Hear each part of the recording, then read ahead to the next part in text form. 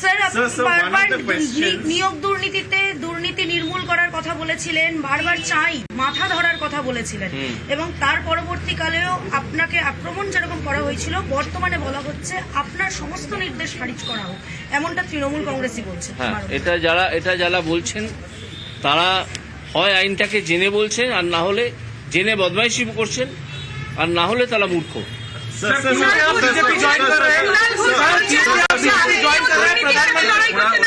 Sir, yesterday the leader of the ruling party in the Lok Sabha, Kalyan Banerjee, appeared in court and made this demand, saying that these were political orders, not judicial orders. How would you respond to that? Kalyan Banerjee is infamous for his such comments like a person who appears not to be a civilized person. His brand identity is that, and he talks like that. Perhaps he has some problem in his I do not know his origin and from which family he comes.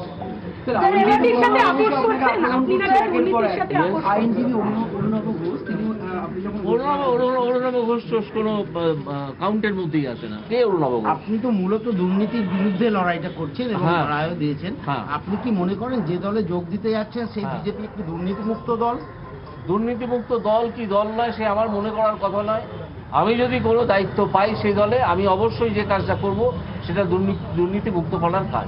Sir क्योंकि आप BJP join कर रहे हैं, प्रधानमंत्री का जो rally है उसमें आप जाएंगे? प्रधानमंत्री that is not decided as yet.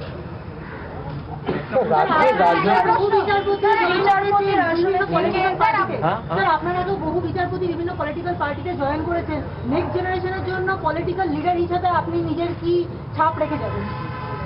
আমি বলবো সৎভাবে এবং ভদ্রলোকেদের, যারা দুর্নীতি করবেন না এরকম মানুষদের রাজনীতিতে আসার কথাই আমি তাদেরকে আহ্বান জানাবো। না হলে রাজনীতিতে সম্পূর্ণ দখলীকৃত হয়ে গেছে কিছু দুর্বৃত্ত দ্বারা, এবং এটাই হতে থাকবে। ভদ্রলোকেরা, যারা পড়াশোনা জানা লোক, যারা ভাবেন, যাদের চিন্তা ভাবনার একটা দাম আছে, বাঙালি তো প্রচুর আছেন যারা রাজনীতিতে আসতে উৎসাহী, কিন্তু এই দুর্বৃত্তদের দেখে আসেন না। আমি চাই তারা আসুন এবং তারা এই দুর্বৃত্তপনা সব শেষ করুন।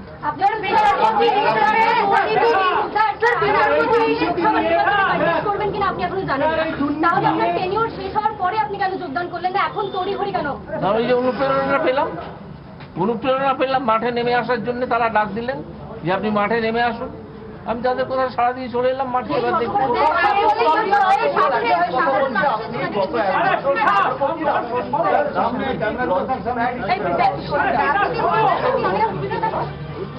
কি বলছেন।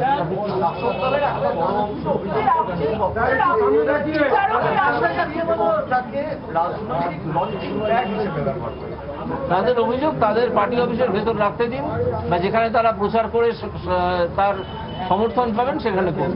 এই প্রচার আমি দূর করবো, তাহলে একটা মন্তব্য করছেন। দাঁড়ান शासक दल की तरफ से आपको आक्रमण किया गया है, आप बार बार राजनीतिक दे रहे हैं, इस बात को लेकर क्या कहेंगे? क्या ज्वाइन करना आपका? If it is their culture to attack one judge for the judgment instead of attacking the judgment, then they will do it. Sir, এটা শুধু আপনার কাছে হয়নি, আর বিচারপতি রাখবেন। They have brought this fashion recently to attack a judge. A judge is not required to be attacked. They have the basic. They have some basic problems in their upbringing and in their education or the lessons a person receives from his family. That is why they have done such things.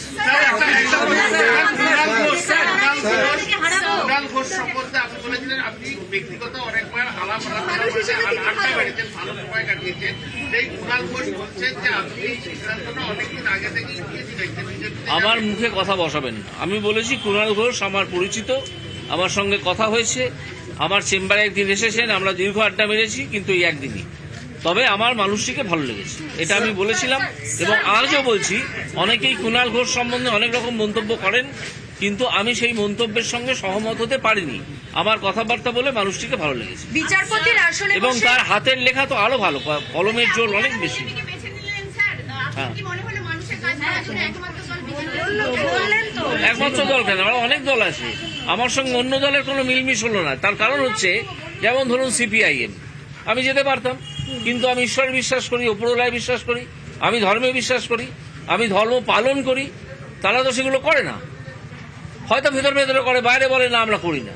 তো তাদের সঙ্গে basically আমার কোনো মিলই হবে না। তো সেই পার্টিতে গিয়ে আমি কি করবো?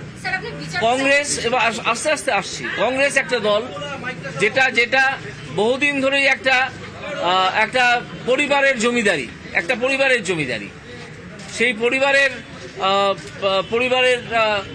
কি বলবো, সমর্থক হয়ে কিছু ভালো ভালো নেতা, ধরুন জয়রাম রমেশ, যার কোয়ালিফিকেশন এইসব রাহুল গান্ধী ফান দিচ্ছে অনেক বেশি, তিনি একজন আইআইটি ছাত্র, এরা ঘুরে ঘুরে বেড়ান। কেন বেড়ান সে তারাই জানেন।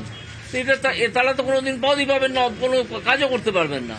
এই দলটা একটা রাজনৈতিক জমিদারির দল, একটা পারিবারিক জমিদারি, সুতরাং এই দলে যাওয়ার কোনো প্রশ্নই ওঠে না। আর এছাড়াও আমি তাদের দলের একজন অত্যন্ত নামকরা পুরনো নেতা অতুল্য ঘোষের একটা বই আমি পড়েছি। নামটা হচ্ছে, আমি বলছি, নামটা মনে পড়লেই বলে দেবো। সেই বইতে আমি দেখেছি কংগ্রেস দলের চরিত্র সম্বন্ধে অতুল্য ঘোষের মতো মানুষ কি লিখে গেছে।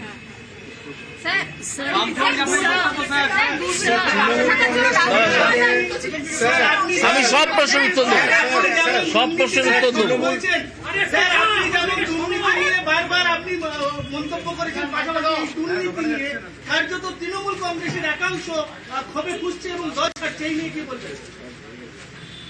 তারা কেন ক্ষোভে ফুসছেন এতদিন বাদে এবং কেন দল ছাড়ছেন, সেটা আপনারা খোঁজ নিয়ে দেখুন। এক্ষুনি মন্তব্য করার কিছু নেই, তারা নিশ্চয়ই কিছু বলবেন কেন ছাড়ছেন দল। তবে আমি যেটা বুঝতে পারছি যে তৃণমূল কিন্তু ভেতর ভেতর ভেঙে পড়ছে। এই তৃণমূল দল আর সেদিন পশ্চিমবঙ্গে নেই। আপনি অনেক প্রশ্ন করেছেন আমাকে, এদের প্রশ্নগুলো নিতে দিন। হ্যাঁ,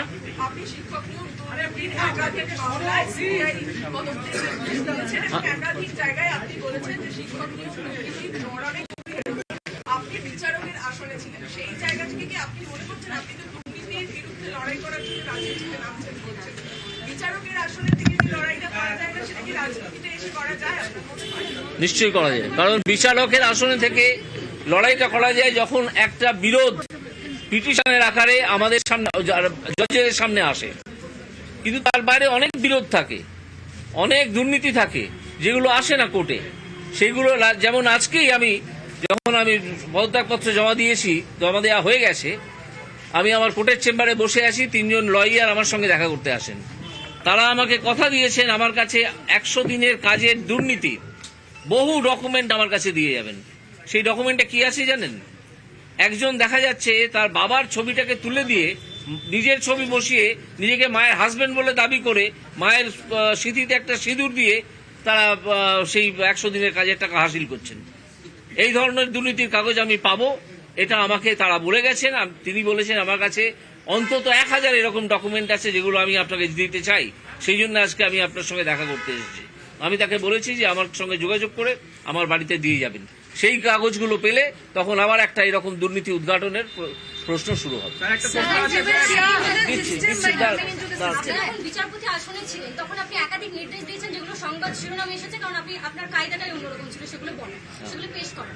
সেক্ষেত্রে এখন শাসক দলের অভিযোগ আপনি জনপ্রিয়তা লাভের জন্য এবং তার সঙ্গে প্রচারের আলোয় আসার জন্য এবং পরবর্তীকালে রাজনীতিতে আসবেন বলে সুদূর প্রসারের পরিকল্পনা আপনার আগেই ছিল, সেই কারণে সেই সমস্ত রায় দিয়েছেন।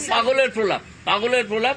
একটু আগে বললাম যে হয় কিছু মানুষ আছেন যারা আইনটা জেনে ইচ্ছে করে এসব ভুলভাল রটাচ্ছেন, ভুল কথা বলছেন, আর কিছু মানুষ আছেন তারা বদমাইশি করে এই কথাগুলো রটাচ্ছেন, তারা আইনও কিছু জানেন না।